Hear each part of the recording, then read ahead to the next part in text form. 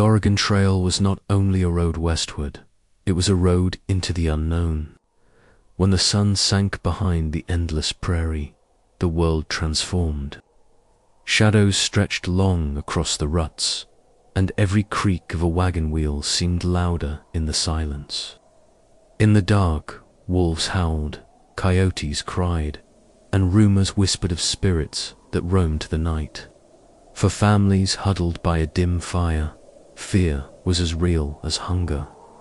Tonight we step into their world, where the line between predator, superstition, and the human mind blurred in the wilderness. The Oregon Trail, stretching more than 2,000 miles across the heart of North America, was not simply a line cut through wilderness. It was a corridor of hope and fear, a path that pulled tens of thousands of ordinary people into extraordinary circumstances. Beginning in the early 1840s and lasting into the late 1860s, when the Transcontinental Railroad finally offered a faster and safer alternative, but in its prime it carried farmers, laborers, shopkeepers, widows, children, and entire families away from the crowded towns of the Mississippi Valley toward a vision of fertile farmland and new beginnings in the distant Pacific Northwest. Yet this promise of prosperity came tethered to enormous risks. For unlike today's roads, the Oregon Trail was never a built highway, but a shifting collection of wagon ruts, crude crossings, and narrow passes shaped by geography and weather. And the very decision to leave behind a stable home in Missouri or Iowa meant abandoning familiar landscapes, neighbors, and social structures for a terrain of uncertainty, stretching across prairies where horizons seemed endless, across rivers that turned into death traps in spring floods, and through mountain ranges where snow could imprison travelers until starvation claimed them.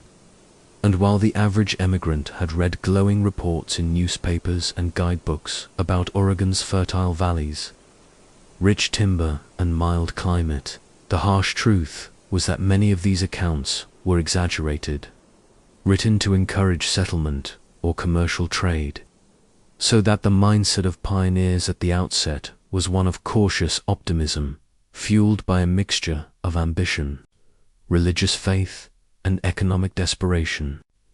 And this blend of motivations explains why nearly 400,000 emigrants attempted the journey, knowing full well that 1 in 10 might not survive, as diseases like cholera, dysentery, and typhoid stalked the wagon trains with relentless efficiency, often killing more than any predator or hostile encounter ever did.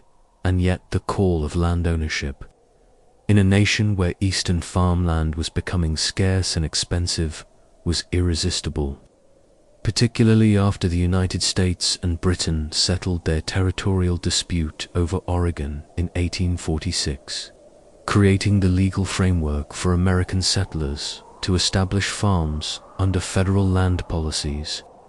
So wagons rolled westward in massive numbers, forming trails that deepened each year, cutting grooves into the earth that in some places can still be seen today. And to walk alongside those wagons was to step into a moving community, with its own hierarchies, leaders, and rules. For pioneers quickly learned that survival demanded cooperation, whether in repairing wagons, sharing food, or forming defensive circles at night. But cooperation did not erase fear, because every departure meant a family leaving the last safe settlement, knowing that for the next 6 months they would live in motion, exposed to the elements, vulnerable to hunger, disease, and accident. And this uncertainty was not only physical but psychological, because the trail represented a break with all that was known, a severing of ties with family members left behind, a confrontation with the uncharted.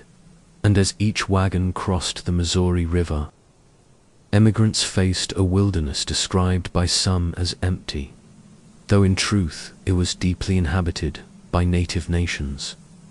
Pawnee, Lakota, Cheyenne, Shoshone, Nez Perce, Cayuse, among many others, whose lands were suddenly transformed into corridors of migration, provoking cultural clashes, uneasy trade, and at times violent conflict, though more often it was mistrust and misunderstanding that defined the encounters.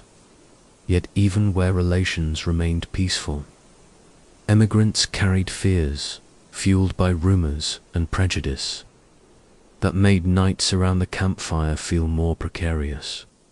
So the Oregon Trail was both a physical road and a mental frontier, where fear of wolves howling in the distance mixed with anxiety over wagon breakdowns, dwindling supplies, and the knowledge that turning back became harder with each mile. And in this way, the decision to travel west required not only material preparation, wagons, oxen, rifles, flour, bacon, beans, coffee, spare wheels, and axle grease, but also psychological endurance. For emigrants had to cultivate resilience, patience, and faith in the face of monotony and terror alike.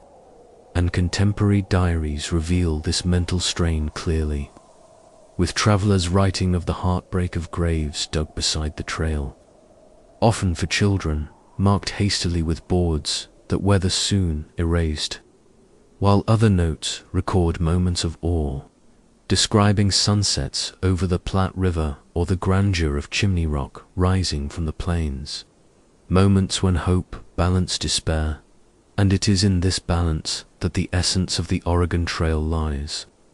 For while the landscape was filled with hazards, rattlesnakes, violent storms, river drownings, starvation in the Blue Mountains, and snowbound tragedies like those that struck the Donner Party in the Sierra Nevada, the emigrants' greatest struggle was with the unknown itself.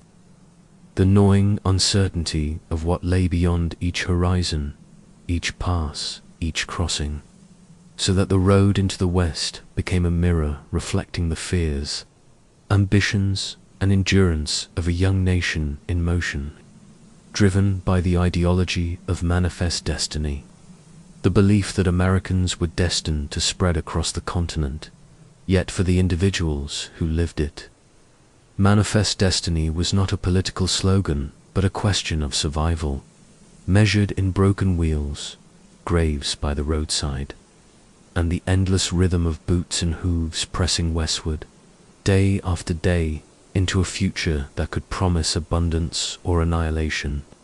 And this is why the Oregon Trail endures in historical memory not merely as a migration route, but as a psychological frontier, where emigrants not only tested the limits of their wagons and animals, but also their minds, facing nights when every creak of wood, every distant howl, every gust of wind became a reminder that they had truly left the known world behind, and entered a vast, uncertain road into the unknown.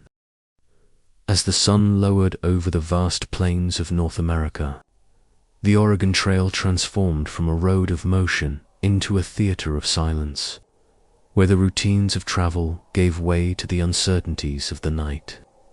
For pioneers who had walked or ridden all day behind creaking wagons and weary oxen knew that daylight was more than just brightness. It was protection.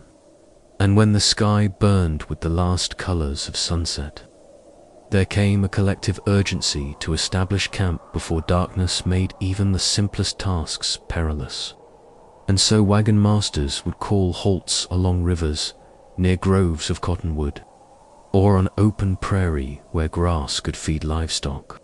And quickly the disciplined rhythm of the road dissolved into the organized chaos of camp, with wagons maneuvered into circles or semicircles, not only for convenience but for defense, oxen unyoked and driven to graze, fires sparked with flint or kindling, and women and older children setting to work cooking evening meals of bacon, beans, bread, or cornmeal. But the falling darkness was never neutral. for it was accompanied by a psychological weight that diaries and memoirs repeatedly describe. The sense that the wilderness was closing in, that the line of wagons was a fragile island surrounded by an immeasurable sea. And though the practical dangers of night included the risk of stampedes among livestock, accidental injuries in the dark, or attacks from thieves or hostile raiding parties, the greater danger was often internal, rooted in fear, exhaustion, and the imagination's ability to magnify every sound. For the prairies and deserts echoed with noises that few emigrants had ever heard before. Coyotes yipping in the distance, wolves howling in mournful tones, the rush of wind through tall grass, or the eerie calls of night birds. And these sounds took on layers of meaning as emigrants interpreted them through lenses of folklore, religion, and fear, leading many to view the night as a battleground between faith and terror. And indeed, the nighttime atmosphere is described in countless primary sources. Narcissa Whitman, who traveled west as a missionary in 1836, spoke of the unease that settled over the company when fires dwindled, while later travelers like Catherine Sager Pringle wrote of sleeplessness, describing how every howl of a wolf sounded closer than it truly was. And if the natural world created an auditory landscape of fear, the visual world deepened it, for once fires were lit, their flickering light illuminated only a narrow circle, leaving the outer world cloaked in impenetrable shadow, so that predators, strangers, or even a wandering child could vanish into darkness in seconds. And the human mind, confronted with such limits, filled the void with possibility, imagining threats where none existed, or amplifying small dangers into mortal ones. But darkness was not entirely without its rhythms of comfort. For around campfires, emigrants gathered to pray, sing hymns, or tell stories. And these rituals functioned as both spiritual sustenance and psychological armor, reinforcing group cohesion in the face of an environment that seemed intent on dissolving it. And yet diaries reveal that once those songs ended and prayers concluded, individuals lying beneath wagon covers or stretched out on bedrolls often felt a more acute loneliness than in the daytime, because night stripped away the distractions of work and left only silence punctuated by cries of the wild. And it was in this silence that homesickness crept in, as emigrants thought of family left behind, of farmhouses back east with secure walls, of beds with quilts instead of rough blankets, and the distance traveled seemed longer in memory than in fact. So the night became a psychological reckoning as well as a physical reality, and this reckoning was magnified by uncertainty, because no emigrant could predict what tomorrow's road might bring: a broken axle, a sudden thunderstorm, a swollen river, or a grave dug by the trail. And so the darkness became a metaphor for the journey itself. For, in the same way that the future was hidden, so too was the prairie at night, both vast and unknowable. And this atmosphere bred vigilance, with guards posted at the edges of camp, rifles ready, men pacing back and forth to deter theft or attack. But vigilance carried its own costs, as fatigue eroded judgment, leading to mistakes that could spark panic, such as a misinterpreted noise that sent livestock into stampedes or awoke sleeping children in terror. And although recorded attacks on emigrant camps were rare compared to the fears, the perception of danger remained constant, for emigrants had left behind communities where law and order, churches and towns created social boundaries, and now lived exposed to forces that felt beyond human control. Forces that included not only predators and weather but also disease, which often struck at night with sudden fevers or violent diarrhea that claimed lives before morning, and the unpredictability of such deaths deepened the aura of dread. For a healthy companion at sundown might be a corpse by dawn, forcing a burial before breakfast, and yet within this darkness, emigrants found small consolations, such as the beauty of star-filled skies unlike anything visible in the smoke-filled towns of the east. For many marveled at the Milky Way stretching across the heavens, seeing in it both wonder and humility, and some turned to scripture for meaning, interpreting the night sky as evidence of divine providence guiding them forward. So that night, though filled with fear, also carried a paradoxical reassurance, reminding emigrants that they were part of something larger than themselves. And thus the cycle repeated. Each evening camp brought dread of what lurked beyond the firelight. Each morning brought relief that another night had passed without catastrophe. But the cumulative effect of hundreds of such nights across months of travel created a lasting imprint on the psyche, shaping memories that emigrants recounted for the rest of their lives. And in their recollections, the Oregon Trail was not only a place of miles and mountains, but of nights when daylight died and the world pressed in, when wolves sang on the horizon, when shadows seemed alive, when faith and fear wrestled under the stars, and when the unknown itself was the greatest companion of all. For emigrants moving along the Oregon Trail, the wolf was never simply an animal of the plains. It was a symbol, a sound, and a presence that lingered at the boundary between reality and imagination. For while wolves were native to nearly every region, the trail crossed from the tallgrass prairies of Missouri and Kansas to the Platte River corridor, through the Rocky Mountain foothills, and into the forests of Oregon. Their actual interactions with Wagon parties were limited compared to the depth of fear they inspired. Yet diaries and letters make clear that the cry of a wolf in the distance could unsettle even the most practical traveler, because wolves represented the wild itself, untamed, watchful, an alien to those who had grown up in settled farms and towns.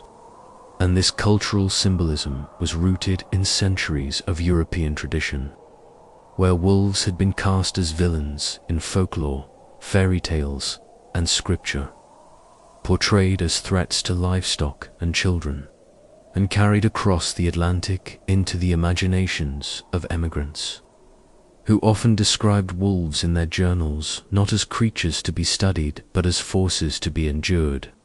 Yet the ecological reality was that wolves on the trail were scavengers far more often than predators, drawn to the refuse of campsites, the carcasses of oxen or mules that had collapsed along the road, and the shallow graves of those who had died of cholera, dysentery, or accidents. And it was this association with death that deepened emigrants' unease. For many recorded seeing wolves circling near the dead, pawing at hastily dug earth, or pulling bones from shallow burials, and such images, while brutally practical from an ecological perspective, confirmed for emigrants their darkest fears, that wolves were not only beasts of hunger, but companions of mortality, creatures that waited at the edges of firelight for the failures and tragedies of the human journey. And this sense was reinforced by the sheer numbers observed. For the Great Plains supported some of the largest wolf populations in North America during the mid-19th century, with packs numbering in the dozens, traveling across open country where their silhouettes were visible against the horizon. And though wolves seldom attacked healthy humans, they could and did harass livestock, particularly calves, foals, or weakened animals, leading to sleepless nights where men fired rifles into the dark to scatter unseen predators, though often the real culprits were coyotes, smaller and bolder scavengers whose yipping calls were easily confused with wolf howls. Yet even in this confusion, emigrants wrote overwhelmingly of wolves as the greater terror, and their language reveals how imagination and fear blurred with fact. For journals speak of lurking demons, ghastly eyes in the dark, and singing choruses of death, descriptions that reveal as much about human psychology as about the animal itself. And when settlers did kill wolves, often through shooting or poisoning with strychnine-laced meat, they recorded feelings of triumph not only over a predator but over the embodiment of wilderness, as if each carcass was proof that civilization could impose order upon chaos. Yet in truth, the trail remained a place where wolves thrived, because wagon trains left behind a trail of carrion, garbage, and abandoned animals that provided an inexhaustible food supply. And native accounts suggest that wolves often shadowed emigrant parties for miles, not as hunters of people but as scavengers of their waste. And this constant presence explains why emigrants repeatedly framed wolves as followers, as though they were being tracked by ghosts of the prairie, unseen but always nearby. And this perception gave rise to stories and superstitions, with some emigrants convinced that wolves predicted death, their howls preceding the passing of a child or elder, a belief that blended with older European traditions of wolves as omens of mortality, while others interpreted wolf cries as tests of faith, reminders of the biblical wilderness where believers were called to endure trial and temptation. And yet, among native nations, the wolf carried very different meanings, often honored as a teacher, pathfinder, or spiritual guardian, respected for its endurance and intelligence, and in some cases associated with creation stories or medicine rituals, so that when emigrants and native peoples exchanged observations about wolves, they were speaking across a cultural divide, one side perceiving terror, the other perceiving kinship. And this divergence underscores how fear is shaped not by nature alone, but by cultural inheritance. For the actual behavior of wolves, cautious, opportunistic, nocturnal, remained constant, while human interpretation varied dramatically. But whether viewed as omens or scavengers, wolves were a nightly presence in the emigrant's experience, audible in howls that carried across the prairie, sometimes echoing eerily along river valleys, sometimes seeming to circle the very camp itself, though in most cases the animals remained at a distance, their silhouettes barely visible against moonlight, their true lives hidden in the brush, yet to the emigrants huddled by fires, these shapes were enough to trigger anxiety, amplifying the sense that their wagons were fragile islands in an ocean of wildness. And the fear of wolves fed into larger anxieties of the trail, fears of isolation, starvation, and death, so that wolves became not just creatures at the edge of firelight, but metaphors for the uncertainty that stalked every mile westward. And in this way, the emigrant experience of wolves reveals a deeper truth, that on the Oregon Trail, the natural world was never encountered in neutral terms, but always refracted through the lens of human psychology, culture, and mortality. So the wolves that padded silently at the margins of wagon circles were both real animals and imagined shadows, a reminder that in the wilderness, the line between fact and fear was always blurred, and that the Oregon Trail was as much a psychological frontier as it was a geographical one. On the Oregon Trail, night was never truly silent, for even when the prairie winds fell still and the campfires burned low, the wilderness carried its own voices, none more haunting than the howl of a wolf, a sound that emigrants described with words such as melancholy, mournful, unearthly, or chilling, for 2 ears unaccustomed to the rhythms of the western plains. A single long howl followed by the rising chorus of a pack became not just background noise, but a signal that the emigrant company was small and vulnerable against the immensity of the land. And though wolves seldom posed a direct physical threat to humans, their howls carried psychological weight, echoing across canyons, traveling vast distances on the open prairie, reverberating through the timbered passes of the Rockies, and each cry seemed amplified by darkness and imagination. Yet the meaning of those howls, when stripped of human interpretation, was far more practical than mysterious, for wolves howled to gather their pack, to declare territory, to locate stragglers, and to communicate across great spaces, with different tonalities serving different functions. A long, low howl to rally companions, a series of sharp yips to signal prey movement, a chorus to warn outsiders that a hunting ground was claimed, but emigrants rarely recognized these distinctions, instead hearing in each howl a direct threat. And this disconnect between biological reality and human perception created a cycle of fear that diaries repeatedly document, as travelers wrote of sleepless nights listening to what they believed were wolves preparing to strike, even as the animals were more often coordinating with one another miles away. And the amplification of fear was not accidental, for the emigrants' frame of reference was steeped in centuries of folklore, in which wolf howls were interpreted as omens of death, instruments of terror, or the voices of evil itself. Traditions reinforced by biblical passages that described wolves as destroyers, as false prophets, as symbols of predation against the flock. And so when families lay in their wagons or on the ground hearing howls rising and falling in the night, they interpreted the sound through layers of inherited dread, linking it to the constant reminders of mortality along the trail, the graves dug daily, the livestock lost to exhaustion, the companions weakened by fever, so that wolves became sonic heralds of loss, even when no attack followed. And this auditory landscape shaped the emigrant experience in profound ways. For the trail was not only seen and walked, but also heard.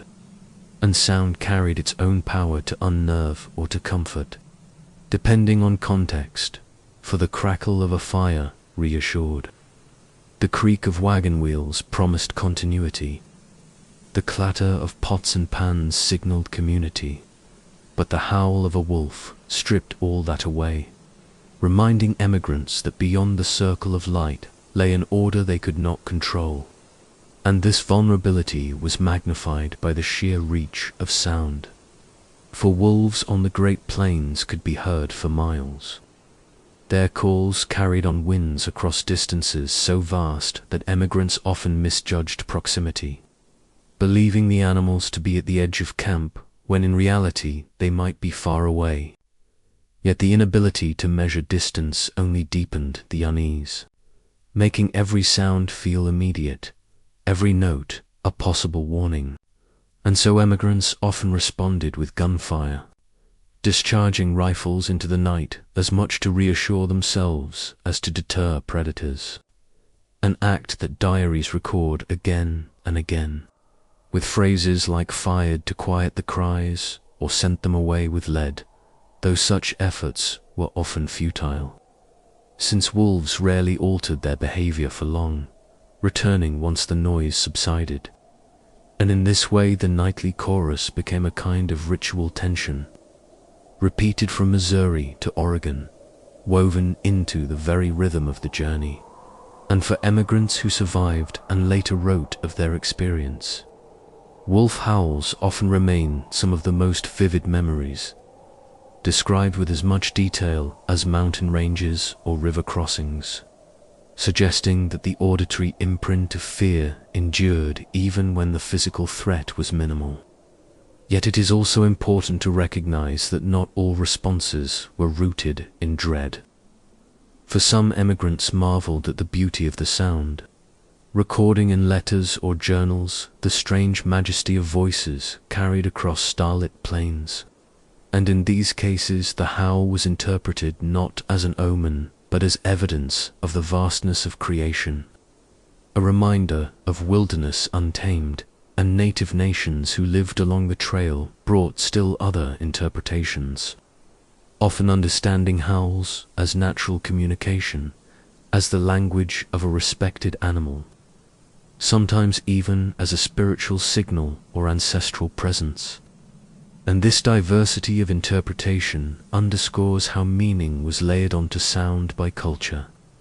For while the wolf itself remained unchanged, human ears heard vastly different messages: doom, beauty, warning, or kinship, and these messages shaped behavior, influencing how emigrants guarded their camps, how they prayed at night, how they remembered their journey, and ultimately how the Oregon Trail entered American memory not only as a place of physical distance, but of soundscapes that carried symbolic weight.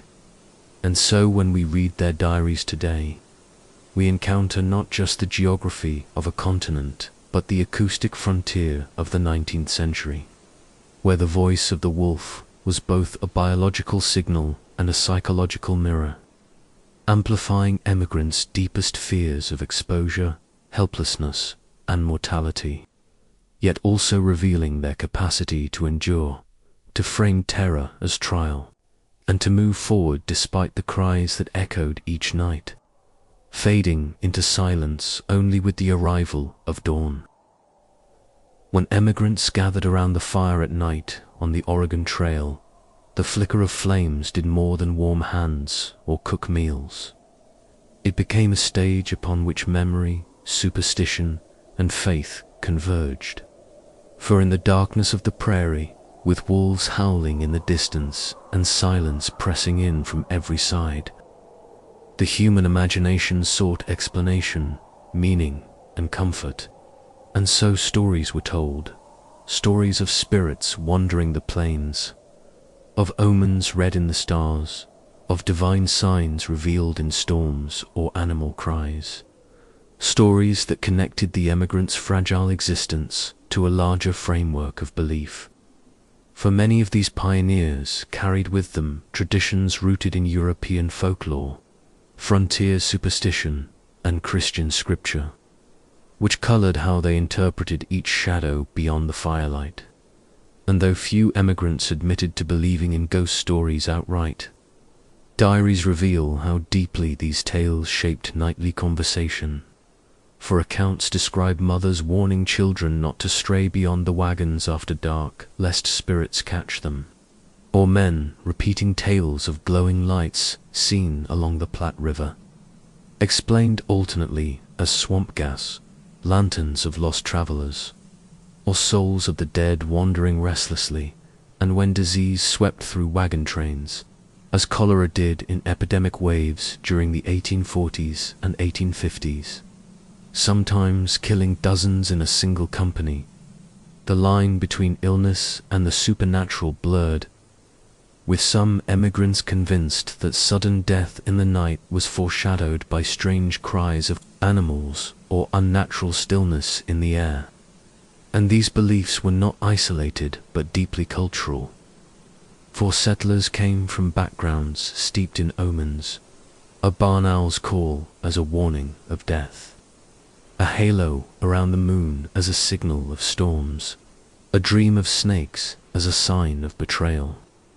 And these frameworks traveled westward with the wagons, shaping how emigrants experienced the unknown, while encounters with native traditions along the trail added new layers, as emigrants heard stories of spirits inhabiting mountains, rivers, and animals, often filtered through mistranslation or prejudice, yet still capable of intensifying the sense that the landscape itself was alive with forces beyond human control. And in diaries we find echoes of this, travelers describing haunted valleys where they felt watched, or recounting stories told by guides of sacred hills where spirits appeared. And though historians today can often explain these sensations through natural phenomena, echoing acoustics, mirages, or the simple effects of exhaustion and fear for the emigrants, such explanations were inaccessible, and thus the campfire became a place where folklore filled the gaps of knowledge. And this folklore extended even to animals. For wolves were not merely predators but harbingers, their howls linked to coming death, while birds appearing at unusual times of day were seen as warnings, and snakes were sometimes interpreted as direct instruments of the devil, shaping how emigrants framed their encounters with the natural world.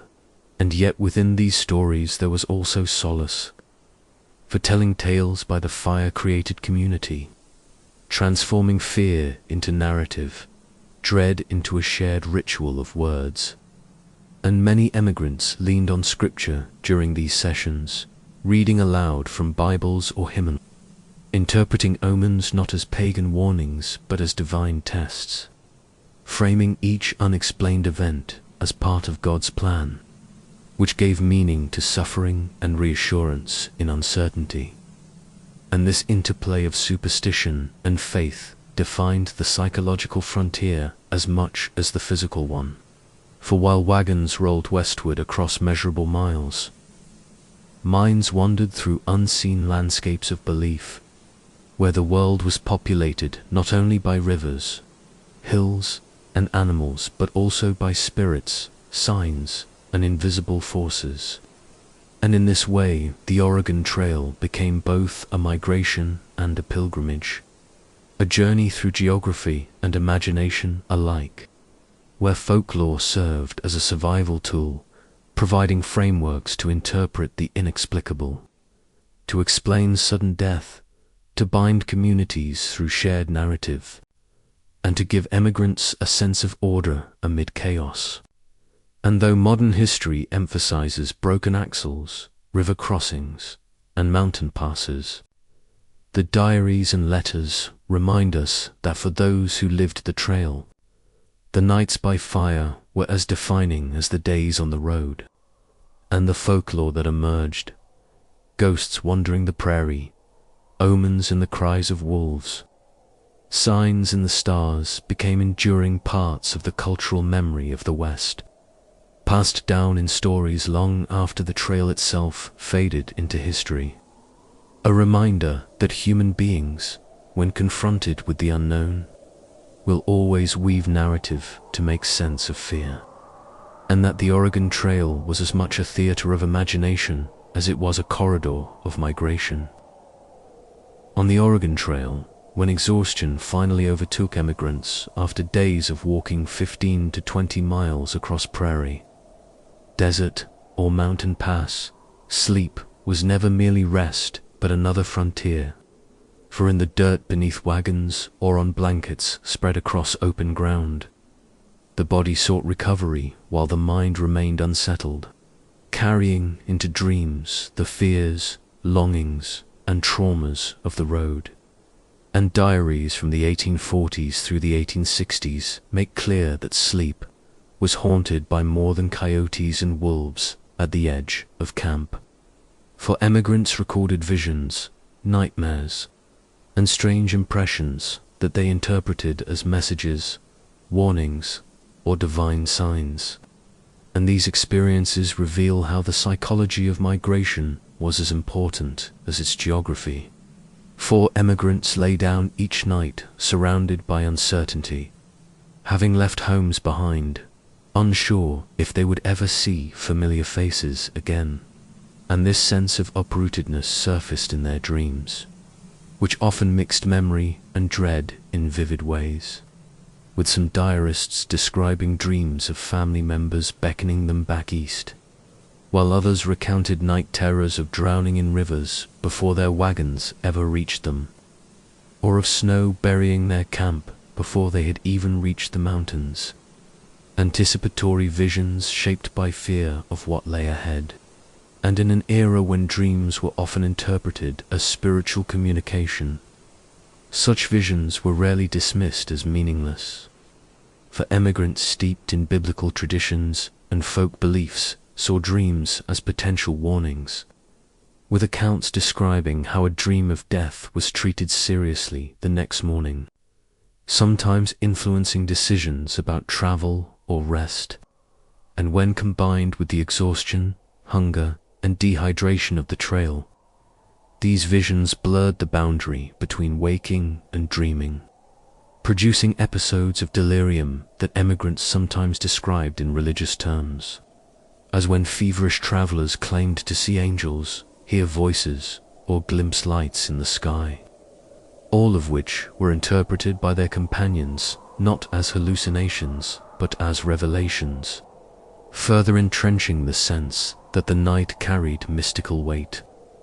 And this was compounded by the fact that sleep itself was fragile, for emigrants rested on uneven ground, disturbed by the cries of animals, the moans of the sick, the shifting of livestock, or the distant boom of thunder, so that sleep came in fragments, and in those fragments, dreams often carried sharper intensity, leaving stronger impressions when recalled in morning diaries, impressions that emigrants linked to divine providence, omens, or the whisper of spirits, and in this way, dreams became woven into the daily narrative of the trail, discussed by campfires, compared with scripture, sometimes even guiding prayer meetings, so that the act of sleeping in the dirt was transformed into a nightly confrontation with the unknown within the self, as much as with the wilderness outside.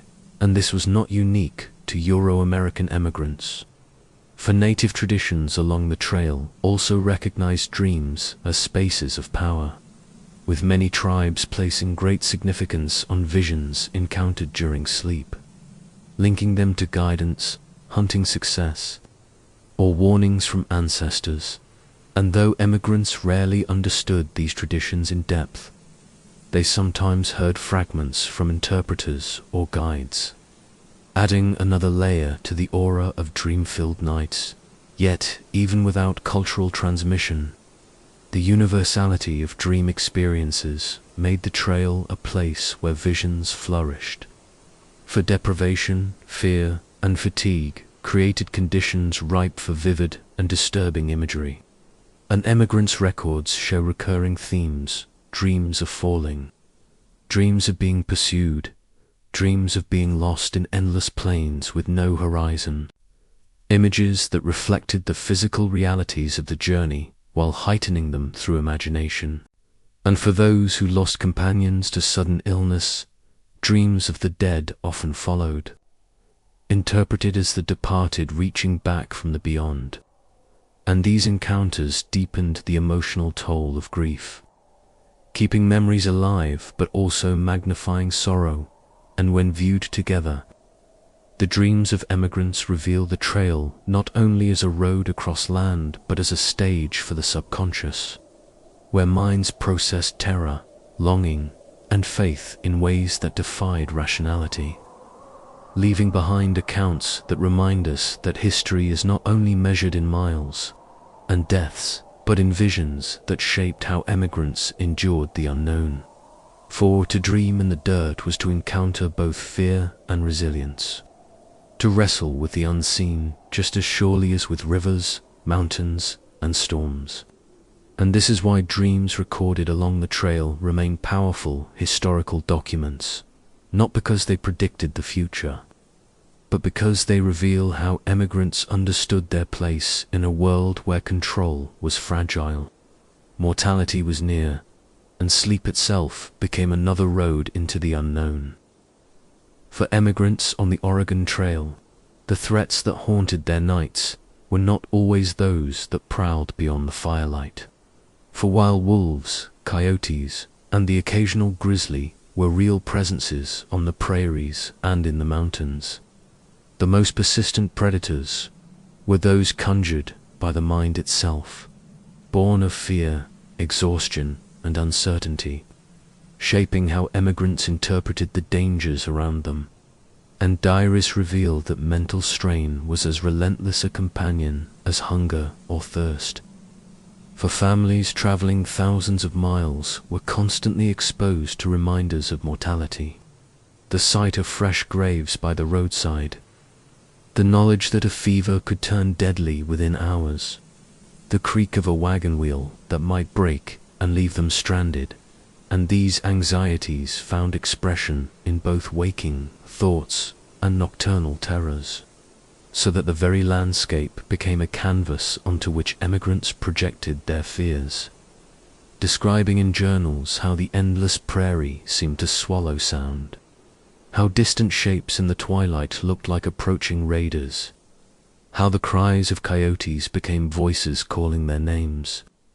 And though modern observers can explain these experiences as products of stress, fatigue, or dehydration, to the emigrants themselves they were genuine encounters with menace. Experiences that revealed how the mind filled gaps of uncertainty with imagined threats. And this projection often drew upon cultural archetypes. For many emigrants carried with them centuries-old European fears of wilderness, where forests were seen as haunted, wolves as demonic, and night as a realm of danger. And these associations resurfaced when confronted with the vast, unfamiliar West, leading emigrants to interpret ordinary phenomena as extraordinary danger.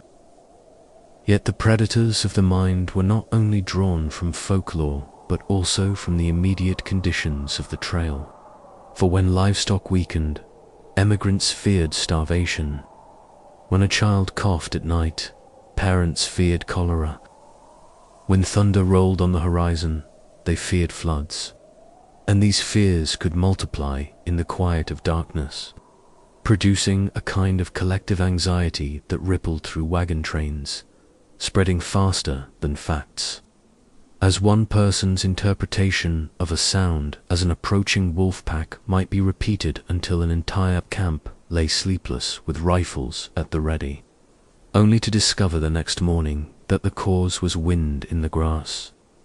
And this amplification of fear through rumor and imagination demonstrates how psychological predators were as real in effect as physical ones, shaping decisions, altering sleep patterns, and draining energy that could have been used for survival. And yet emigrants were not passive before these mental threats, for they developed strategies to confront them, relying on prayer or communal storytelling to impose order upon chaos, treating their fears as tests of faith or as obstacles to be endured.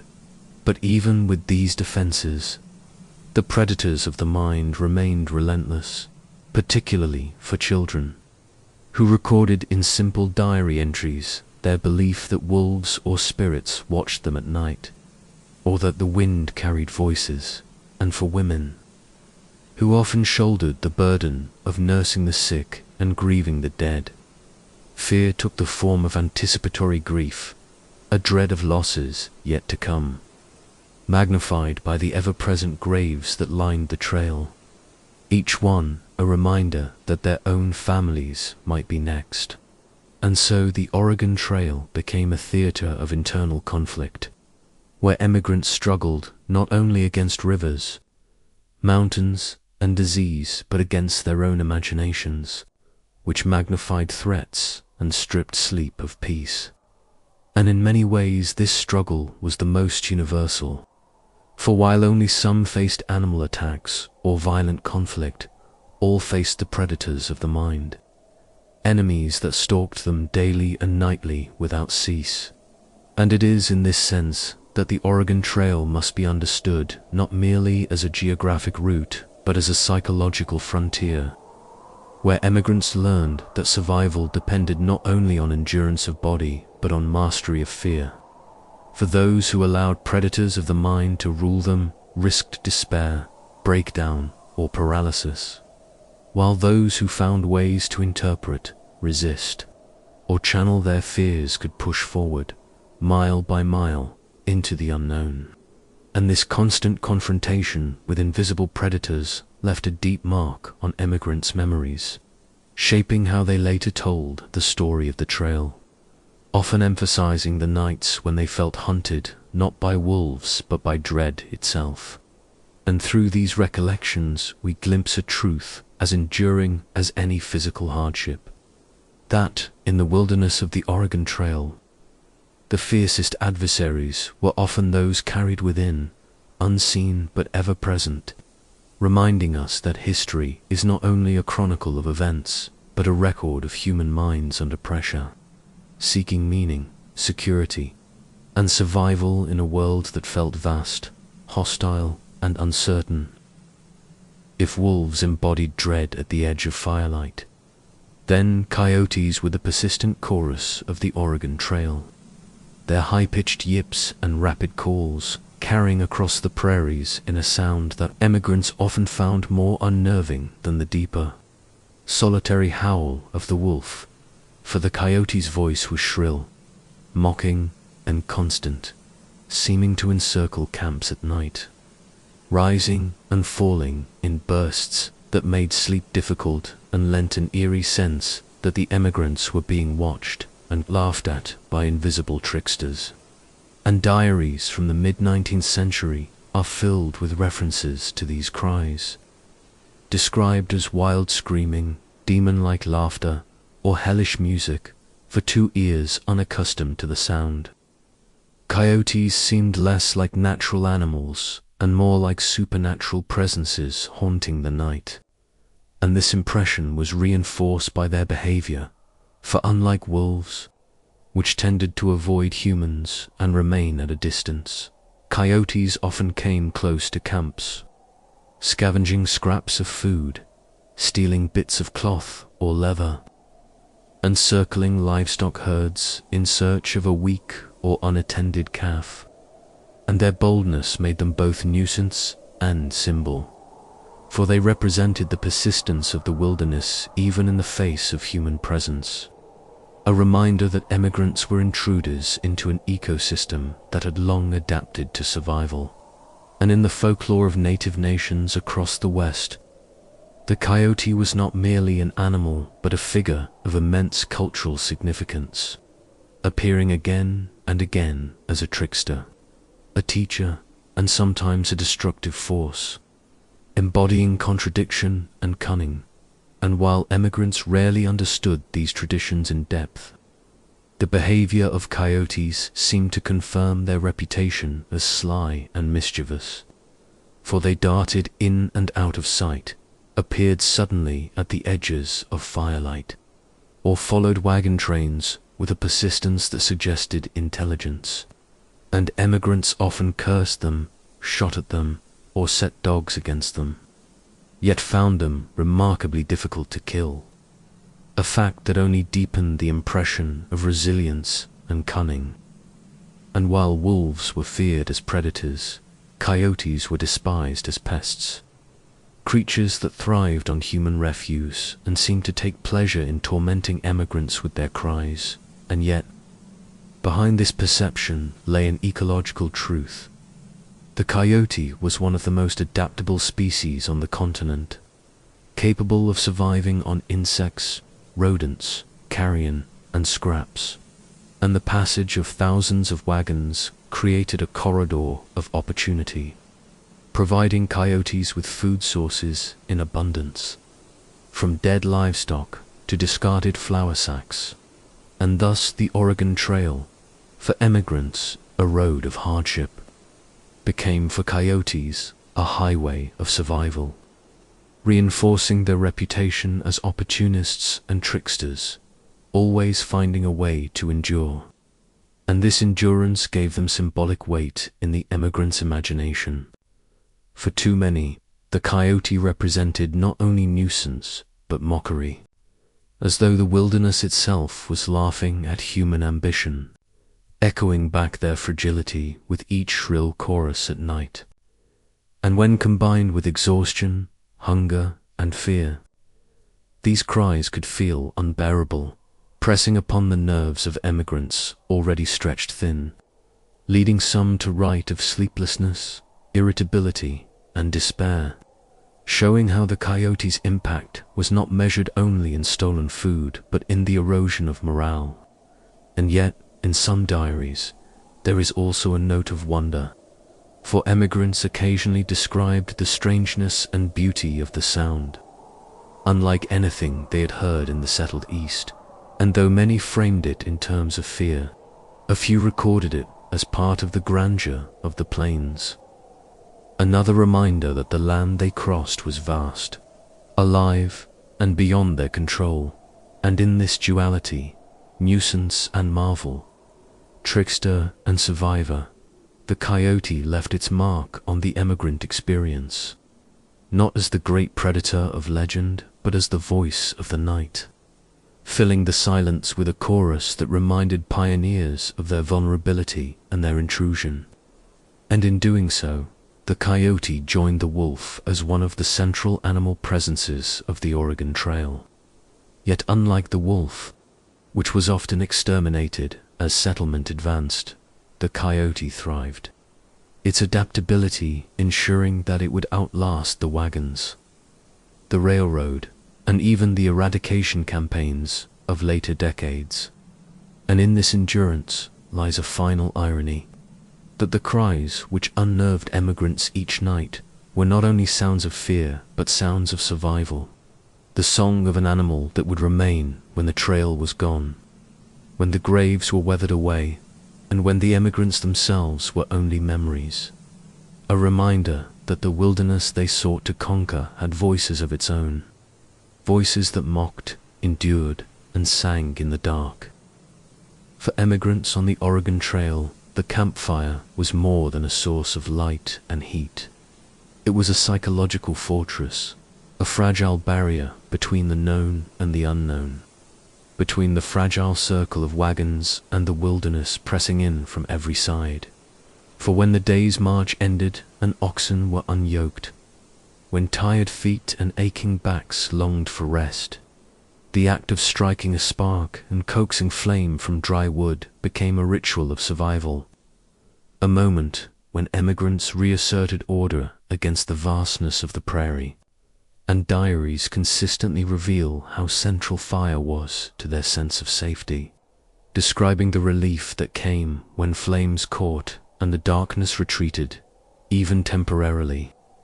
And in these accounts, fire served not only to cook food or warm bodies, but to establish a psychological perimeter, one that extended just far enough to illuminate familiar faces, to push shadows back, and to make the night less terrifying.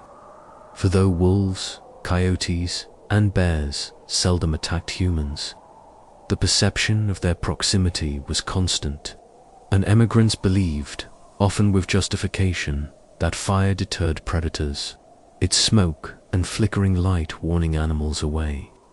And so camps were built around firelight, with wagons arranged in circles or semicircles, fires at the center, and families gathered within, forming a symbolic fortress of community. Yet the fragility of this defense was obvious, for the darkness always pressed just beyond the glow, and emigrants recorded how quickly fire could shift from protector to vulnerability, for sparks could ignite prairie grass, embers could set wagons aflame, and in dry seasons, entire landscapes could be consumed by firestorms, a danger that was as terrifying as the threats the fire was meant to repel. And thus emigrants developed a ritualized relationship with fire, tending it carefully, feeding it through the night, assigning watchmen to keep it alive, and incorporating it into social and spiritual life. For around the campfire, emigrants told stories, sang hymns, read scripture, and recited prayers, transforming flame into both physical defense and moral anchor.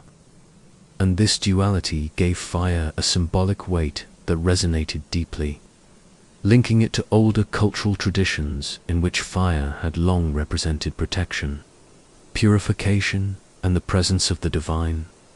And while emigrants rarely wrote explicitly of these associations, their actions demonstrate them clearly, for fire became the heart of the camp, the gathering point for community, and the last defense against loneliness.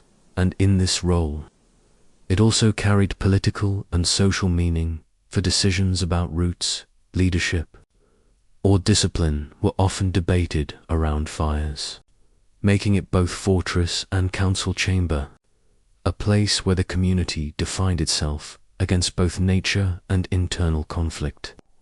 And yet fire was not always sufficient to calm fear. For emigrants recorded how, even with flames burning bright, they could hear wolves howling just beyond, or coyotes yipping at the edges. And the knowledge that firelight extended only a few dozen feet made them acutely aware of their vulnerability. So that while the campfire gave reassurance, it also highlighted the vastness of what it could not contain. A contrast that shaped the nightly rhythm of anxiety and relief. And this rhythm was compounded by the difficulty of fuel. For, in the treeless stretches of Nebraska and Wyoming, emigrants often lacked wood and turned instead to buffalo dung, or chips, which burned smokily but served the same purpose. And in these moments, the symbolic power of fire remained intact even when its form changed. For whether fueled by timber, sagebrush, or chips, the flame was still fortress, still boundary, still ritual. And this adaptability reveals how emigrants understood fire less as a material object and more as a condition of safety. And its absence was deeply unsettling, for when storms extinguished flames or fuel ran out, diaries describe camps plunged into terror, with emigrants huddled together in darkness, listening to the sounds of the night without the comfort of fire. Experiences remembered as some of the most fearful of the journey. And in these accounts we see the full psychological role of fire, not only as tool but as symbol of control, of civilization imposed upon wilderness, of community defined against chaos. And in this sense fire was as important as rifles, wagons, or oxen, for it protected not only the body but the mind, guarding emigrants from despair and from the predators of imagination that prowled even more persistently than wolves. And so the Oregon Trail, in its nightly rituals of kindling, tending, and guarding flame, reveals how deeply the human need for light and warmth shaped survival, and how emigrants carried forward one of the oldest traditions of humanity, the gathering around fire, into one of the newest frontiers of their world, making each blaze both fortress and beacon, both fragile and enduring, both practical defense and profound reminder that in the midst of darkness, human beings have always lit flames to hold back the night. For children on the Oregon Trail, the night was both a time of wonder and of deep fear. For while adults bore the burden of navigation, leadership, and survival, children experienced the trail through senses sharpened by imagination and vulnerability, and diaries, letters, and later recollections reveal how profoundly the darkness shaped their memories of migration. For when the sun set and the work of the day ended, children no longer had the distraction of walking beside wagons, gathering buffalo chips, or helping their mothers prepare meals, and instead they were confronted with the immensity of the prairie sky, the sounds of animals they did not recognize, and the shadows that crept in around the campfire, and their responses were recorded in ways both subtle and explicit, with parents noting how children clung to them at night, cried at the howls of wolves or the shrill yips of coyotes, and begged for prayers or stories to calm their nerves. And these behaviors revealed the emotional weight of the journey for the youngest emigrants, who often had no choice in traveling west, yet carried memories of it into adulthood, where they described nights as some of the most difficult parts of the trail, because fear magnified in the absence of light. And while adults could rationalize the cries of animals or the risks of attack, children interpreted them through imagination, seeing monsters in shadows and spirits in flickering firelight. And the oral traditions of the time reinforced these impressions. For 19th century families often used tales of ghosts, witches, or the devil as cautionary stories. And these were repeated even on the trail, sometimes to keep children close to camp, but at the cost of deepening their dread of night. And diaries describe how children sometimes refused to sleep outside wagons, insisting on being inside the canvas covers, while others were calmed only by hymns or Bible passages recited aloud, showing how religion became an anchor against nocturnal fear. Yet fear was not the only impression the night left on children, for many were struck by the beauty of the western sky, which they had never seen in such vastness, describing in later memoirs how the Milky Way looked like a river of light, how shooting stars streaked across the heavens, and how constellations became companions on the long road, with older children sometimes taught navigation by them, or told stories about Orion, the Pleiades, and the North Star, blending awe with comfort. And these dual impressions, fear of the dark, wonder at the stars, coexisted, shaping a uniquely childlike experience of the trail, one that was both terrifying and formative. And evidence of this comes not only from diaries, but from drawings and recollections recorded decades later, where adults who had traveled as children recalled how much they feared wolves, coyotes, and sickness, but also how they remembered firelight gatherings, songs sung in groups, and the sense of community forged against the night. And their accounts reveal how children were both more vulnerable and more resilient than adults often assumed, for they adapted quickly to routines, learning the sounds of the prairie, recognizing the silhouettes of animals, and even taking pride in standing guard or tending fires as they grew older. And in this way, the night shaped their maturation, forcing them to confront fear in ways that few children in the settled East experienced.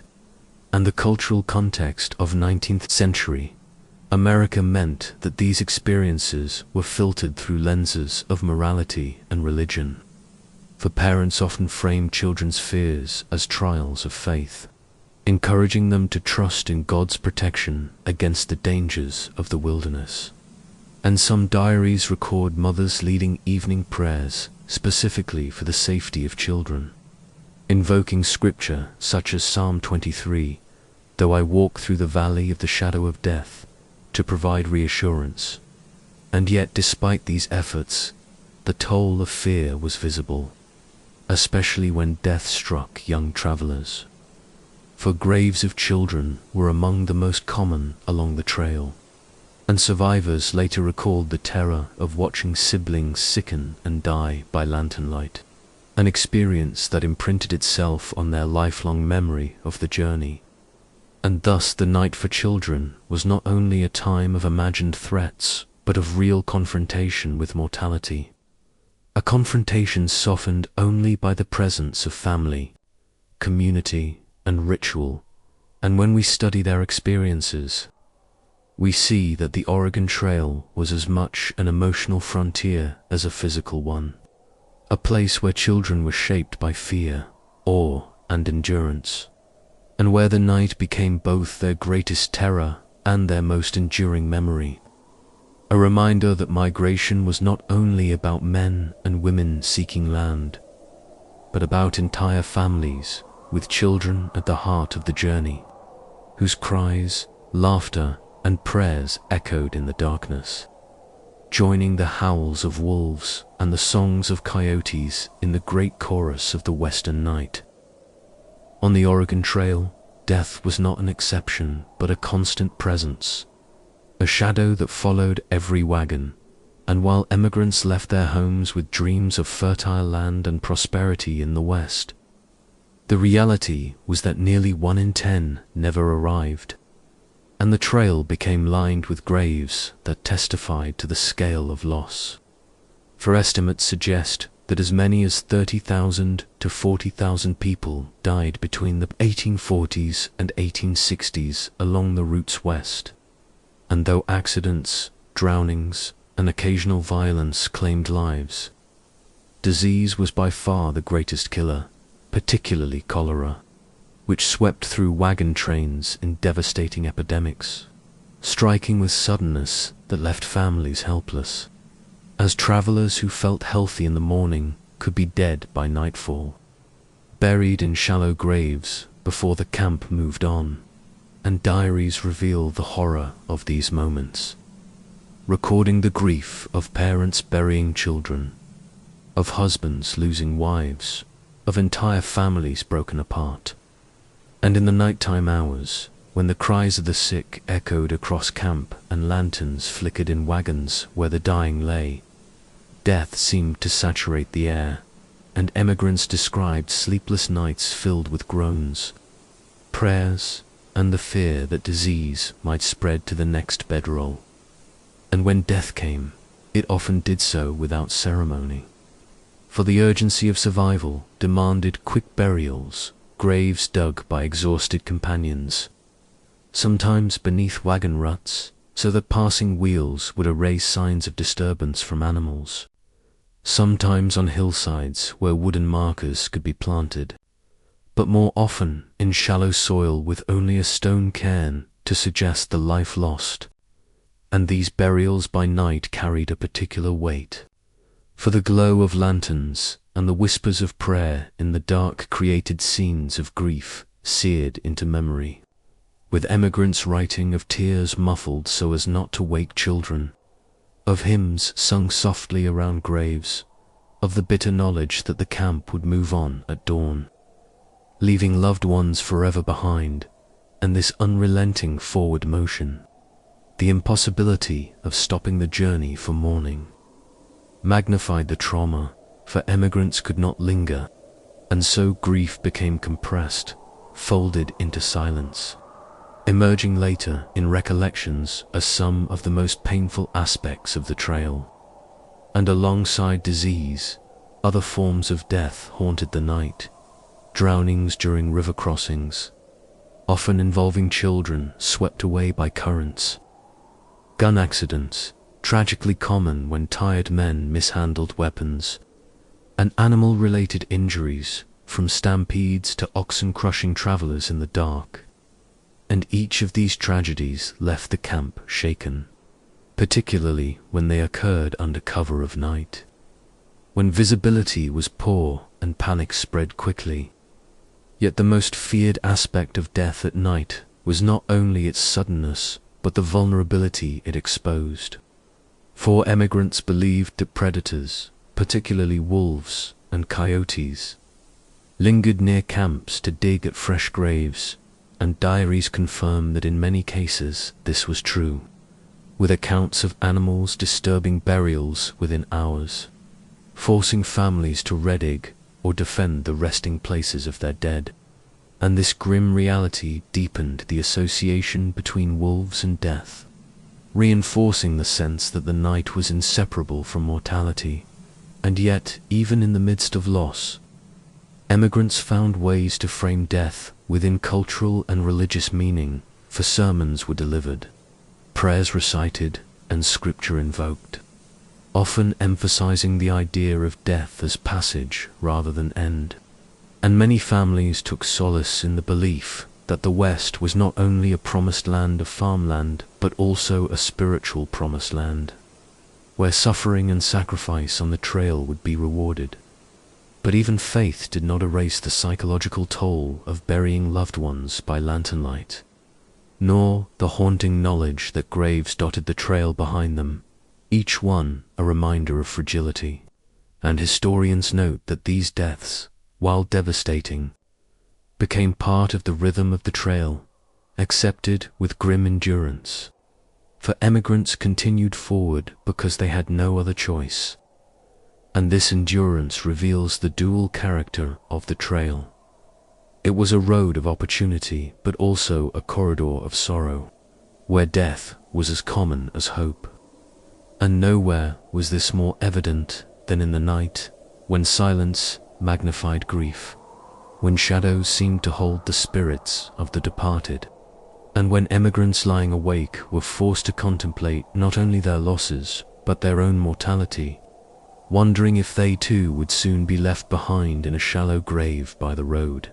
And in this way, death in the camp was both a physical reality and a psychological predator, shaping memory and experience, embedding itself into the very identity of the Oregon Trail, which endures not only as a story of migration, but as a vast graveyard of dreams, where the light of campfires flickered against the inevitability of loss, and where each dawn meant moving forward, leaving another soul to rest in the earth of the West. 4 native nations across the vast landscapes later crossed by the Oregon Trail, the wolf was never merely an animal at the edge of firelight, but a central figure in cosmology, spirituality, and daily life, a being woven into stories of creation, morality, and survival. And when emigrants passed through the territories of Pawnee, Lakota, Cheyenne, Shoshone, Nez Perce, Cayuse, and many others, they encountered not only new lands, but cultural frameworks in which wolves were viewed with reverence, caution, and respect, in stark contrast to the European traditions the pioneers carried westward that cast wolves as villains, predators, and omens of destruction. And this difference of perception shaped how each group responded to the cries that echoed across the prairies at night. For while emigrants often heard fear and threat, native peoples often heard communication, guidance, and continuity with the spiritual world. And in this divergence lies one of the most profound contrasts of the frontier. For the wolf occupied a place of deep symbolic weight in native traditions, appearing in myths, ceremonies, and practical teachings that gave meaning to its behavior.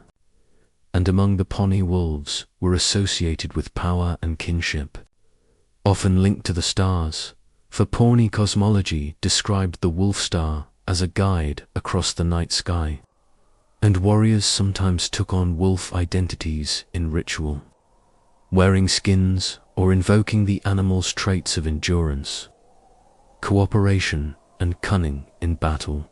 While among the Lakota, the wolf was respected as a teacher of family structure, for its packed behavior mirrored the kinship bonds of Lakota society, and its endurance across the harsh plains served as a model for human survival.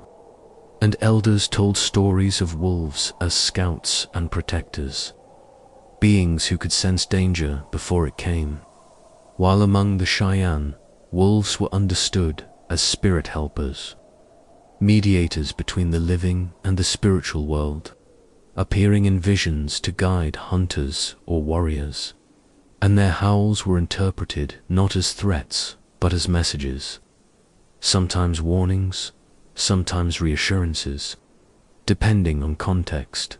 And the Nez Perce held similar beliefs, linking wolves to guidance in hunting and in spiritual journeys, seeing them as both tricksters and teachers, complex figures who embodied dualities of life and death, survival and loss, while the Shoshone and other Great Basin peoples often included wolves in their cosmologies as powerful beings capable of influencing events. And in all these traditions, wolves carried symbolic weight that emigrants rarely understood. For while pioneers shot wolves as nuisances or feared them as omens of death, native peoples integrated them into frameworks of meaning that recognized their ecological role and spiritual presence. And this respect did not mean wolves were never feared, for native traditions often acknowledged their danger to livestock or their association with death. But such danger was contextualized within a worldview that emphasized balance, seeing the wolf as part of a larger order rather than an isolated threat. And this worldview shaped rituals and ceremonies, such as dances that invoked wolves for strength, or vision quests where the appearance of a wolf in a dream or waking encounter could be interpreted as a sign of spiritual calling. And oral histories from the Columbia Plateau record wolves as creators or transformers, figures who shaped the land or tested human beings, reminding them of humility. And these stories reveal a cultural depth that emigrants crossing the trail often missed, interpreting native respect for wolves as superstition or savagery rather than as complex traditions. And this misunderstanding reinforced the gulf between the cultures, one seeing wolves as companions in survival and spiritual guides, the other seeing them as demons of the night. And the diaries of emigrants confirm this divide, with settlers sometimes recording surprise or confusion at native reluctance to kill wolves unnecessarily, or their willingness to interpret howls as meaningful rather than menacing. And yet even in this misunderstanding, there was occasional exchange, for emigrants sometimes learned fragments of native beliefs from interpreters or guides, incorporating them loosely into their own folklore, blending them with biblical interpretations to create hybrid superstitions that carried into campfire tales. And in this way the folklore of wolves in native traditions intersected, however incompletely, with the emigrant imagination, leaving traces in the stories that circulated along the trail.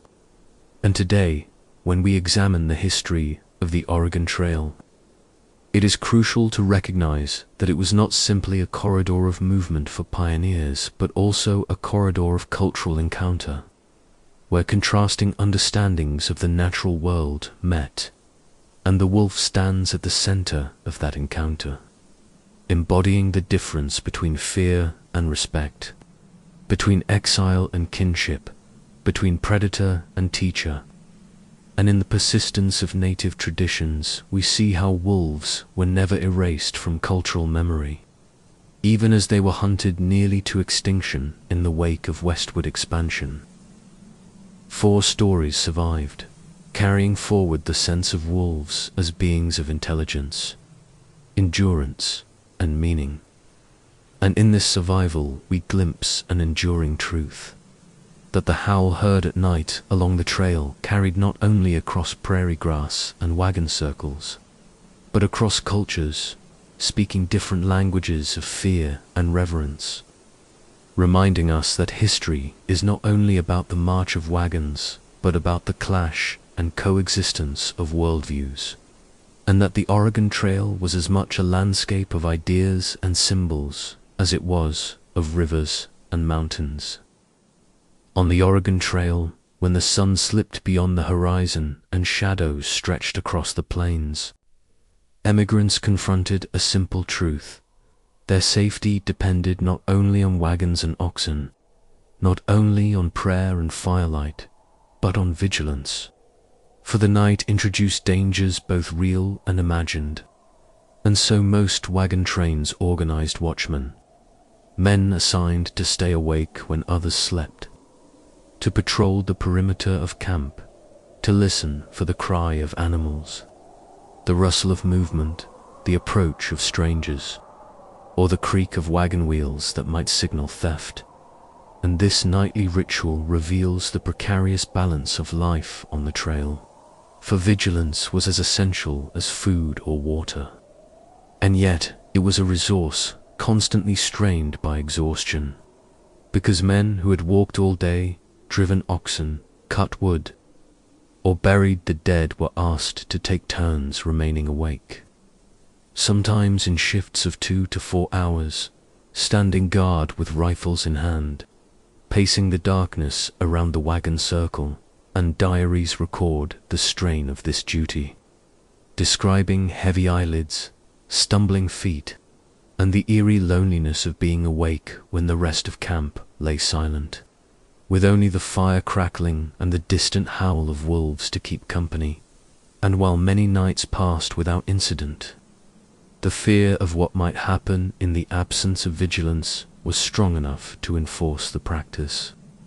For emigrants knew that livestock could be stolen by thieves, stampeded by predators, or simply wander away if left unattended.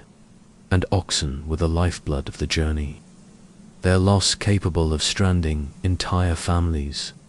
And so guards often tethered animals close, patrolling with dogs to detect movement. And when suspicion of human threats arose, vigilance intensified, for emigrants feared raids or attacks, particularly in the early years when rumors of native hostility circulated widely, though in truth violent encounters were far less common than emigrants believed, yet perception shaped behavior, and the watchmen became both practical protectors and psychological anchors, symbols of preparedness in an environment where danger could not be fully predicted. And this symbolic role is evident in accounts where emigrants describe feeling reassured, knowing that someone stood guard, even if the watch never fired a shot. For the very act of wakefulness was a defense against fear, and guns were central to this ritual, with rifles and muskets carried by guards as visible demonstrations of readiness, though their effectiveness was often limited by inexperience, fatigue, or poor aim. And gun accidents during night watches were tragically common, with diaries noting instances of men shooting themselves, companions, or even livestock in moments of panic when shadows or noises were mistaken for threats, underscoring how the culture of vigilance carried risks as well as benefits. Yet despite these accidents, guns and vigilance were inseparable in the emigrant imagination, for to be unarmed at night was to invite disaster, and so camps bristled with firearms, even when ammunition was scarce. And vigilance also extended beyond weapons to ritualized practices. Wagons were often arranged in defensive circles, fires kept burning as deterrents, dogs tied near livestock, and signals agreed upon in case of alarm, such as gunshots or shouted warnings. And in this way, the nightly routine of watchfulness became a kind of discipline, reinforcing group cohesion, reminding each emigrant that survival depended on shared responsibility. And yet vigilance was not only an outward posture, but also an inward burden. For watchmen wrote of how imagination magnified every sound, how grass rustling in the wind could resemble footsteps, how distant animal cries could seem like human voices, how shadows shifting in firelight could transform into figures. And this psychological strain sometimes led to false alarms that rippled through camps, waking families, scattering livestock, and producing chaos where no real danger existed. A reminder that vigilance carried costs of anxiety and error, but the alternative, neglect, was unthinkable.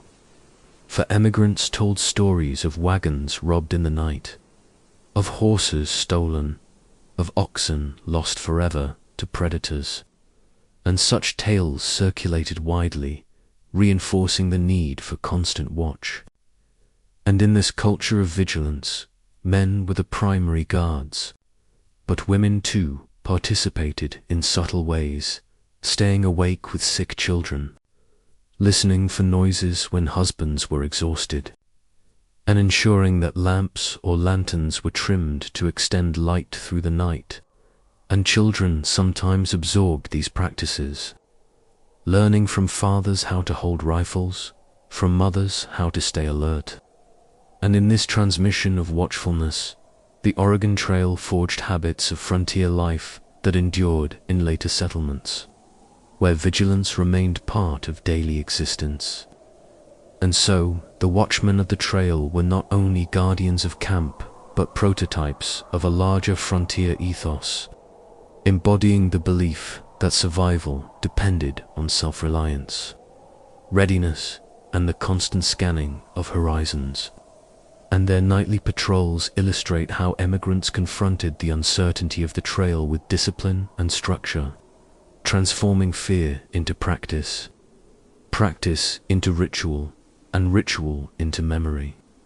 and in their long hours pacing beneath the stars, listening to the language of wolves and coyotes, they became symbols of the precarious balance between fragility and resilience that defined the westward migration.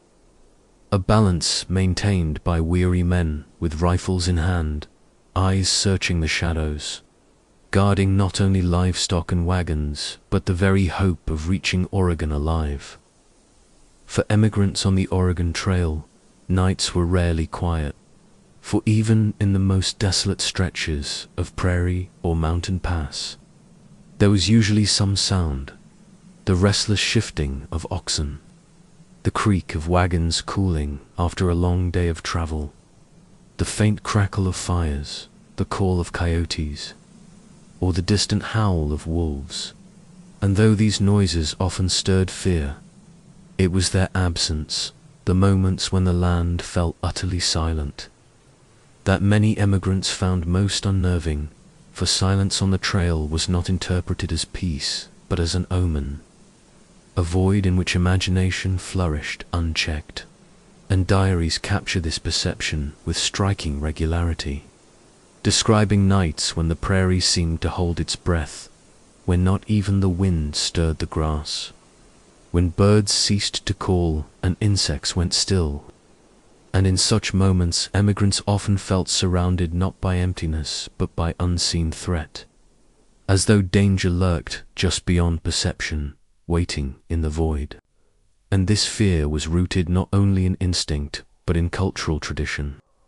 For in European and American folklore, silence was often associated with death, with spirits, with the suspension of natural order.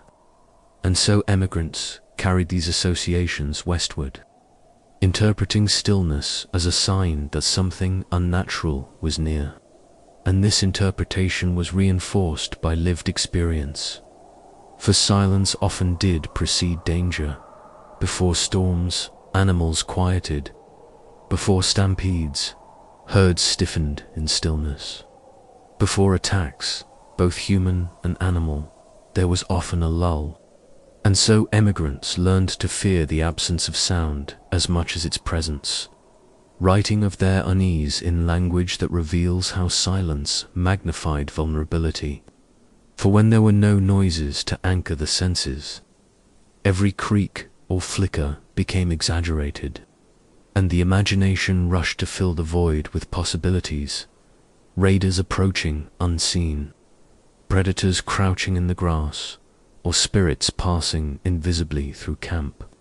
And such impressions were especially powerful in environments already unfamiliar, such as the endless plains of Nebraska, where the sheer openness offered no landmarks to comfort the eye, or the blue mountains of Oregon, where dense forests swallowed sound and left emigrants feeling trapped in unnatural quiet. And in both cases, the stillness carried psychological weight, pressing upon weary travelers as they tried to sleep. And many wrote of sleepless nights when the silence itself seemed louder than noise, producing a pressure that made rest impossible. And this strain compounded other hardships, for emigrants already weakened by hunger, thirst, and disease found themselves fighting not only physical exhaustion but mental unease, the silence invading their minds and stirring anxieties that refused to fade. And yet silence was not only a trigger of fear, but also a reminder of isolation. For in the East, emigrants had lived in communities where human sounds, church bells, wagons, voices filled the air, and the West, by contrast, often offered vast stretches when no human presence could be heard. And in that contrast, silence became an audible reminder that emigrants were alone, far from family, neighbors, or aid, and this recognition deepened homesickness, making the silence itself a kind of grief, a reminder of what had been left behind.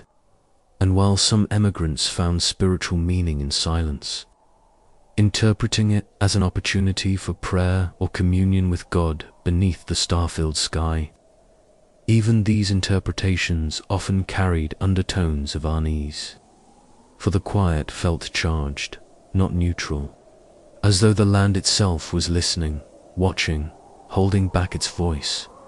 And this perception reveals how soundscapes shaped the emigrant experience as much as landscapes. For it was not only rivers and mountains that defined the trail, but also the way the prairie sang with life or fell mute. And emigrants interpreted these shifts as messages, signs that demanded attention. And so the silence of the Oregon Trail was not emptiness, but presence. A presence that terrified, unsettled, and haunted memory long after the journey ended. And in this way, silence became one of the most enduring psychological adversaries of the trail. A reminder that sometimes the most terrifying predator was not the wolf that howled, but the moment when even the wolf fell silent, leaving emigrants to confront the vastness of the unknown with only their imaginations for company. On the Oregon Trail, if wolves and silence haunted the imagination, illness was the predator that struck with brutal certainty, often arriving in the still hours of night. When emigrants lay on bedrolls or beneath wagon covers, and the groans of the sick spread fear through camps already stretched thin by exhaustion.